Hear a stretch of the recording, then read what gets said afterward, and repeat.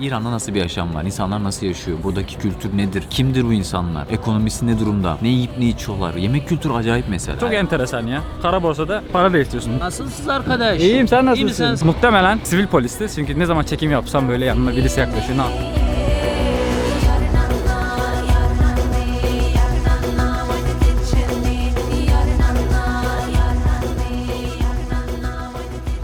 Günaydın emmoğulları, ne haber? Nasılsınız? İran'dan günaydın. Şimdi ne alaka edeceksiniz? İran'dasın, sabah sabah İran'dan sesleniyorsun bize. Vallahi evde oturuyordum, çat kapı dedim İran'a gidiyorum. Aha da böyle başladı macera. Selamlar gençler. Ben yine son dakika çılgınlıklardan birisinde daha yapıp Evde oturacağıma baktım ucuz uçak bileti var. Dedim ben buraya giderim. Son dakika biletlerinden birisini de alıp yine havaalanına geç kaldım. Bir macerayla beraber İran'a gidiyorum. Hadi.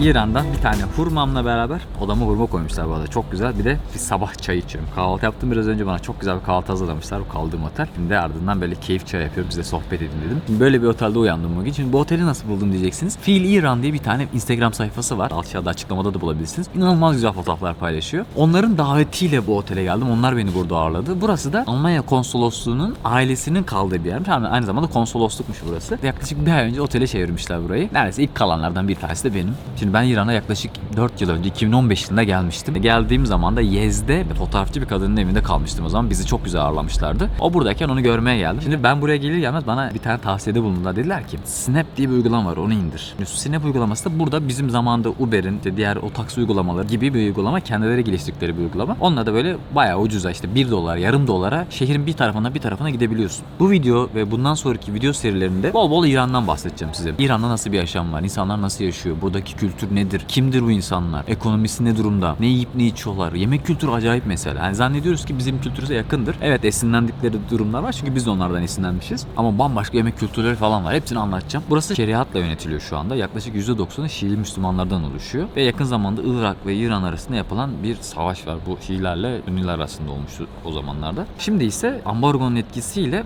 bambaşka ekonomik sorunlar yaşıyor ülke. Ama zannetmeyin ki ülke karışık, kaos içinde falan. Öyle bir dünya yok. Acayip güzel yerleri, modern yerler var. Hala o akın turistin geldiği bir yer İran. Yani İran'ın ekonomisini ayrıca ele alacağız ama şimdi ekonomide de şöyle bir durum var. Ekonominin büyük bir gelir kaynağı tarım, doğalgaz ve turizmden oluşuyor. 2016 yılında Avrupa ile ilişkilerin böyle birazcık iyileşmesiyle beraber akın turist gelmeye başladı İran'a. Şu anda Avrupalılar rahat bir şekilde gelebiliyor. Biz çok sadece bilmiyoruz İran'ı. Yani çok az ziyaret ediyoruz aslına bakarsanız. Hadi gelin bakalım. Birazcık bugünlük böyle bir video olacak. İran'daki ilk günümü görün. Birazcık gelecek videoları anlayın diye böyle bir şey yapmak istedim. Yağmur yağıyor. Yağmur bir duruyor bir yağıyor. Ama hava şu an güzel. Dışarı çıktım. Hafiften böyle hava kızarmış bulutların arkasında.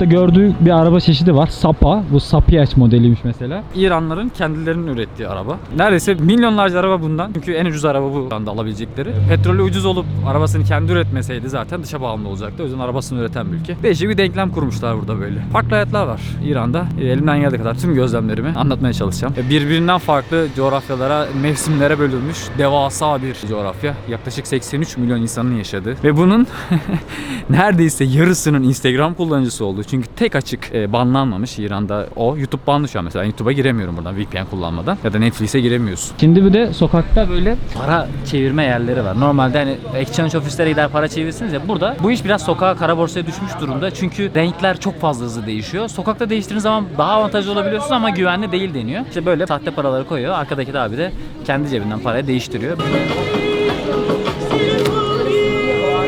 Adın ne senin? İsim? Caber. Caber. Şimdi 50 dolar bozduracağım. 50 dolar karşında ne kadar alacağım? 6 milyon 400 bin riyal almış olmam lazım. 1, 2, 3, 4, 5, doğru. 6, 400. Tamam. Mersi. Sağ olasın. Tabii döviz möviz alma yok bu işte. Sokakta para değişikliği böyle oluyor. Çok enteresan ya. Kara borsada para değiştiriyorsun. Bir Venezuela olayı değil tabii ama yani ülkenin para durumunun bu seviyeye gelmesi can sıkıcı. İnşallah toparlarlar ya. Vallahi başka diyecek bir şey bulamadım. Burada da var mesela. Ne kadar? Dolar. Hı hı, ne kadar? Ne kadar? Bekem Türkçe? İrani. Türkçe. He, Türkiye. Nasılsınız arkadaş? İyiyim, sen nasılsın? İyi misin? Sağ Bak, ol. burada da sağ ol, çeviriyorlar. iyi. Bir kağıt dolar var ya. Hı. Bir kağıt. 100 dolar. 100 dolar. 100 dolar. Ne çevirim senin için? Ne çevirin? 12.800 kuruştu. 12.800 kuruş. Aynı yani, burada diş farkı yok. Dolarım veriyorum sana. Tamam. Sağ ol. Sağ olasın. İstanbul. İstanbul, yes. Sağ ol. Gelmişim İstanbul'a. Ha. Ha, gelmişsin. Ha, geldim. Bir daha gel ya, İstanbul güzel. Görüşürüz. Fort Kaşan var, mescidinde, Akal'da mescid. Mescit. He he. Ayaz İstanbul'a geldim diyor. Mescit var dedi Boğaz'ın kenarında, orada namaz kıldıydım diyor. Ben de iyi sallıyorum ha. Ha, böyle bir şey dedi, buna benzer. Şeyler çok samimi insanlar ya. Çünkü o geçen bir ay geldiğimde resmen İran'a aşık olmuştum. Yani burada taarruf diye bir şey var, onu anlatmak lazım. Şimdi kültürlerinde şey var, bir şey kabul etmeme. Mesela taksiye biniyorsun, parasını vereceksin değil mi? Normal bir şey. Hayır diyor ilk başta, almam diyor, sonra ikinci sefer söylediğinde alıyor. Ya da yemek yiyorsun restoranda, para veriyorsun, taarruf yapıyor, almıyor, sonra alıyor. Bu her yerde her zaman böyle. Yani altın da alsanız kuyumcudan ilk önce diyor hayır yok falan, sonra istiyor. Bu taarrufu anlamak bazen kolay olmuyor. Çünkü bazen gerçekten de bir şey ikram ediyorlar. Orada bazen kafalar karışıyor.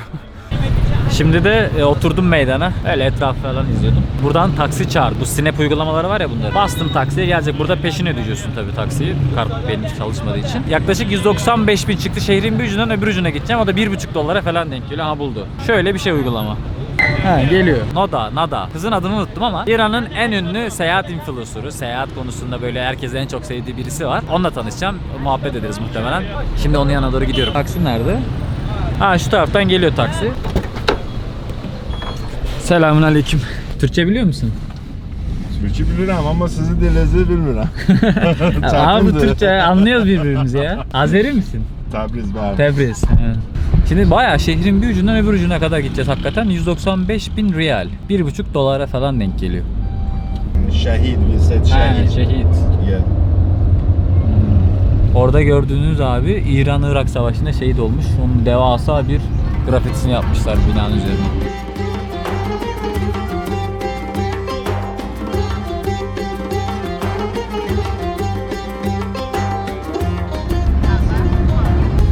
Ay, uyuyakalmışım vallahi ya. Şehrin o kadar diğer ucunda ki. Gelene kadar biraz uyudum. Şimdi vardık burada. Bir AVM gibi bir yerdelermiş. Onları göreceğim şimdi. Şu şeyi ödeyeyim. Bu değil mi? Doğru mu? Kabul yoktu. Tamam. Sağ olasın. Yok, gerek yok. Sağ olasın. Hocam. Teşekkürler. Görüşürüz. Nice to meet you. Nice to meet you. Say hello to your wife. Ne haber Hüseyin? I'm good. How are you? I was taking video today. He's speaking Turkish. Şimdi böyle bir tane mekana geldik. Hüseyin ve Noda burada. Noda, you wanna say hello? Bu arada size bahsettiğim arkadaş İran'da bayağı ünlü. Zaten sürekli gelip fotoğraf çekiliyorlar onunla. İngilizce konuşabiliyor, İsveççe konuşabiliyor. Amerika'da bir süre yaşamış. Ona rağmen İran'da bir sürü şey yapıyor. Şimdi Hüseyin ve Noda ile oturduk burada. Yemek yiyoruz. Vejeteryan söyledik bu arada. Şöyle bir yemek. 3 dolar falan şu yediğimiz yemek. Burası bu arada hani fiyatı yüksek olan bir yerlerden bir tanesi. Ona rağmen fiyatı gayet iyi. Zaten videonun ilerleyen saatlerinde konuşacağız. Şimdi videoyu öyle çok bölmeyeyim. Biraz sohbet edelim, yemek yiyelim. Sonra görüşürüz. Teşekkürler. Bay bay. Burada da Türkçe konuşuyor arkadaş. Şimdi dışarı çıktık. Dedim ki Nada'ya birazcık kendinden bahseder misin? Ne yapıyorsun? Kimsin? Hello the world, you hear my voice. I'm Hoda. I think I have been traveling more than 120, but I never A lot. counted. Yeah, I never count because it makes me stress. There is so much place that you have to see, and when you count it like by numbers, It doesn't make sense, right? exactly, it's like okay, I have been in Brazil, but only one part, but the rest of Brazil is done. And it's like it's crazy. Yeah, same The same answer. with, even the same with Turkey. Like if you Istanbul is not Turkey, and Turkey is not Istanbul. Exactly. So you have to be like to go like to all Turkey to understand Turkey. So you don't want to say I've been Turkey. Exactly. Usually I say like I have been in Çanakkale, I have been in Istanbul, I have been in Izmir, and I have been like this kind of place. I haven't seen the whole Turkey. Bu arada bir sürü ülkeye gitti. 130'dan fazla ülkeye gitmiş. İran'da Instagram tek açık olan sosyal medya. Dolayısıyla Instagram'ı kullanıyor ve bayağı aktif kullanıyor. İnsanlar oradan bayılıyorlar. Instagram hesabına dediğim gibi alta koyacağım. Oradan takip edebilirsiniz. Yeah, Okay. I didn't understand anything, but yeah, exactly.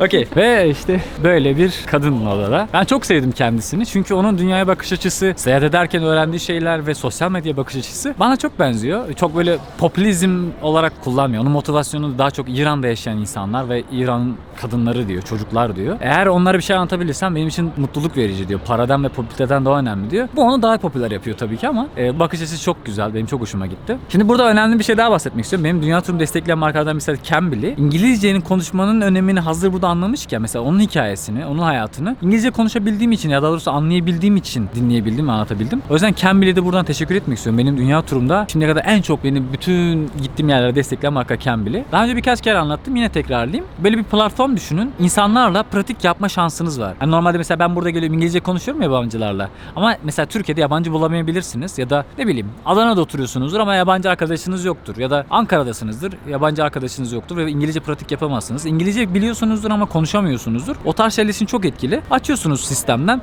İstediğiniz kişiyle İngilizce pratik yapıp konuşabiliyorsunuz. Sadece yani beni desteklediği için değil, gerçekten çok yararlı platform olduğu için de Cambly gerçekten tavsiye ederim. Aşağı ben bir 15 dakikalık kullanma linki bırakacağım. Oradaki kodu kullanarak 15 dakika Cambly deneyebilirsiniz. Tekrardan Cambly'e benim dünya turumu desteklediği için çok teşekkür ederim. Hello. Bir tane bir şeyden bahsedeyim. Sosyal medyanın kapalı olduğu bir yerde ne kullanırsın? İşte Instagram var. Bir de değişik şeyleri takip etmek için insanlar kendi arasında Telegram ağları kurmuşlar. Ve Telegram'da channel diye bir şey varmış. Mesela Hüseyin'in kendi channel'ı var. Daha doğrusu kendi kanalı var Telegram'da. Şöyle göstereyim.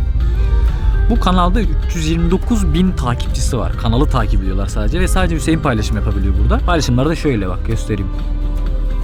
Bana çok ilginç geldi. Yani Telegram gibi bir yerde bir sosyal ağ oluşturmuşlar. İnsanlar bütün haberleri, sosyal medya gelişmeleri, müzikleri, her şeyi oradan takip ediyorlar.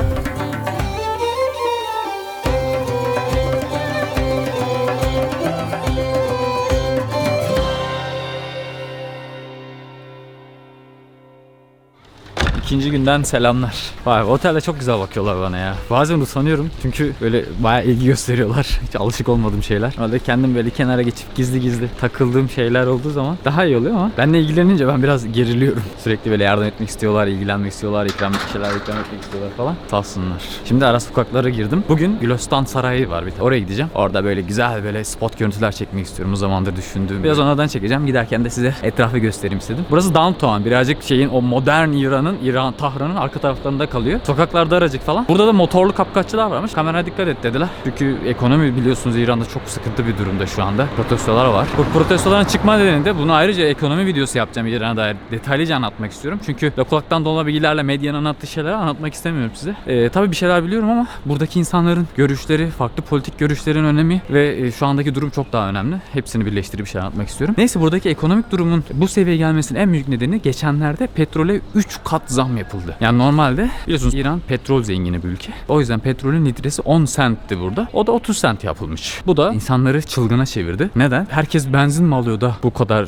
bu önemli oldu diyeceksiniz. Çünkü İran'daki bütün fiyatlar, ekmeğin fiyatı bile petrole bağlı. Petrol base alınmış durumda. Şey gibi düşünün. Bizim ülkede dolar nasıl çıkınca her şeyin fiyatı artıyor. Burada da petrol çıkınca her şeyin fiyatı artıyor. O yüzden inanılmaz bir protesto gösteriler oldu. 200 kişi falan hayatını kaybetti burada. Şimdi burada çok fazla göstermeden çekim yapmam lazım. Hem insanları rahatsız etmemek adına hem de hoş olmuyor yani böyle gerile anlatmak. Kapkaç da çok fazla oluyor. Şimdi ekonomi bu durumda olunca insanların gelir gücü, alım gücü çok zayıflıyor. Para yok. Ne yapacak insanlar? Hırsızlık artmaya başlıyor. Normalde İran böyle bir ülke değil. Gayet daha önce bir ay geldim. Otostopla gezdim her yerini. O yüzden hiç böyle bir şey hissetmedim. Neyse şöyle bir caddeye geldik. Bu ana caddeden şimdi bayağı bir yürüyeceğim böyle.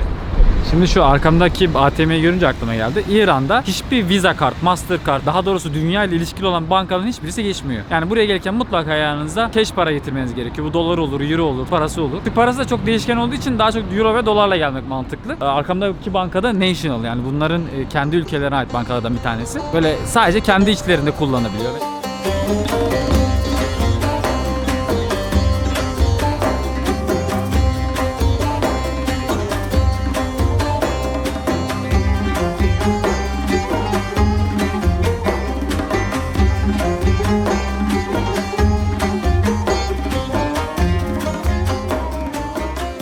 Polis var, çok çekim yapmayayım.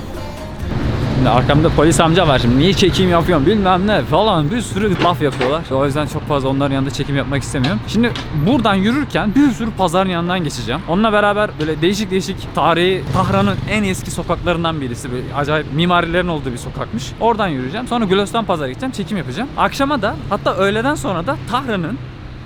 Merhaba. Türkçe biliyor musun? Yok. Ama anlıyorum beni, nasıl yok dedin. Sen harasan? Ben iyiyim, sen nasılsın? Sen Türkiye'sen. Sen nerelisin? Ben Tehran'da. Sen ne? Ben de İstanbul. Vah vah. Aynen. Güle güle arkamdan geldi, korkuttun beni ya. Selam. Selam. Bunun adı ne? Şeyin? Mescid. Mescit. Böyle Mescid. büyük, bu kadar büyük mescit mi oluyor? Bayağı büyükmüş. Bu ne? Şunlar ne? Komak ele ve bir mesela fakirlerine. Ha, yardım. Her şey ha. Herkes bir şey Ha, atıyor, ha. yardım yapılıyor fakirlere. Ben. He, anladım. Ya bunlar her yerde görüyordum da geçen geldiğimde de görmüştüm. Tam Aynen. olarak işlevini anlamadım. Kimisi diyor devlete veriliyor, vergi gibi isteyen atıyor. Kimisi diyor fakirler için toplanıyor falan. Selam Selamünaleyküm. aleyküm. Bu abi herkes tanıyor burada, var ya kesin tahmin ettiğim bir şey ondan çıkacak ama bakalım. Herkes selam verip duruyor. Hadi hayırlısı. Alan har. Ha, şeyi anlatıyordum. Şimdi burada Ali Baba diye bir uygulama var. Ali Baba bildiğin bizim rezervasyon yapma siteleri gibi. Uçak rezervasyon yapabiliyorsun, otel rezervasyon yapabiliyorsun. İşte Snap var, Uber gibi. Sonra Snap Food var. Aynı yemek sepetinin aynısı. Yani dünyada ne varsa uygulamaların burada İran versiyonu var. Bunların hepsini kullanıyorlar ve bayağı da başarılı kullanıyorlar. Konuşuyorum. Keyif eleysen. Keyfime göre aynen. Canım ne isterse onu anlatıyorum. Adın ne? Yusuf. Yusuf. Ben Emre. Yusuf nereye gidiyorsun? Ben gedirəm çörək alayım. Ekmek mi? Hə. Ha. Ekmeğe çörek mi diyorlar? Nan. Non. Okey, tamam. Nan deyince anlaştık. Nan Kürtçe'de de ekmek. Ha, nan. Hə. Tamam. Türkçe'de nan ekmek demek. Bir tek oradan bulduk vallahi, ortak dil. Başka bir şey yok. Balıq istəmirsən? Balık. Balıq, mahi. Ha, balık. Ben yemiyorum balık. Sen yiyor musun? Hə. Ben yemiyorum. Çox yaxşıdır. Vallahi nerede? Vallahi çox yaxşıdır ya. Balık çok güzel diyor. Yer misin diyor. Ha, Bunlardan nə bax? Şuralara. Hamısı balıqdır. ha hepsi balık bunlar. Balıkçılar varmış da karşıda. Yakşı mıdır? Pahalı mı? Pahalı mı? Bunlardan Ucuz mu pahalı mı balıklar? İyi mi fiyatı? hər nə qiyməti var. Ha, kıymetine göre değişiyor diyor. Aynen. Tamam. Sen Azerice mi konuşuyorsun? Hə. Tamam. Anlaşıyoruz çat pat işte ya böyle. O çarradan xob bu tərəf xob Əmir Kəbir. Amerika bir, tamam. Aynen. Buradan Xob. gidebilir miyim? Ha, get Tamam. ora. O tərəfdə Əmir Tamam. Kəbirdir. Memnun oldum. Yusuf. Sağ olasın. Hoş geldin. Hoş bulduk. Bu arada muhtemelen sivil polisti. Çünkü ne zaman çekim yapsam böyle yanıma birisi yaklaşıyor. Ne yapıyorsun, kimsin falan diye soru soruyor. Çok muhtemel oydu ama emin değilim tabii. Çünkü herkese selam veriyor. Herkes tanıyor falan. Başka ihtimal gelmedi aklıma. Vallahi Yusuf abi arkama takıldı. Muhabbet ede de geldik. Neyse şimdi şu sokaktan yardıracağım. Burada herkes de bana bakıyor arkadaş. Gerçi kameraya bakılmamak gibi değil ki. Şu devasa bir mikrofon var üstünde. Dikkat çekiyor. Burada lastikçiler. Lastikçilerin oradan çıktım, birazcık tuhaf bakıyorlar da şeylerden bahsediyordum. IT, bunların bilişimle alakalı şeyler. Çünkü ilginç abi. Mesela Amazon var. Bildiğin e-ticaret sitesi. Adı neydi onun? Buraya not almıştım. Digicala. Digicala Amazon gibi çalışıyor. Bayağı online alışveriş yaptıkları bir yer. Bir de Netflix gibi siteleri var. Filmo diye bir şey mesela. O da aynı Netflix. Bildiğin bütün filmleri izliyorlar ama hepsi sansürlü tabii. Bu arada fark etmişsinizdir. Sokakta çok fazla insan yok. Çünkü bugün Cuma. Cuma günleri tatil. Yani bizde nasıl pazar tatil. Hristiyanların tatilini almışız biz de. İslam'a göre Cuma günleri tatil olması lazım. Neyse öyle bir durum var burada da. Perşembe günleri bizim cumartesi günü yarım gün oluyor. Perşembe akşamları da ev partileri koptuğu gece oluyor.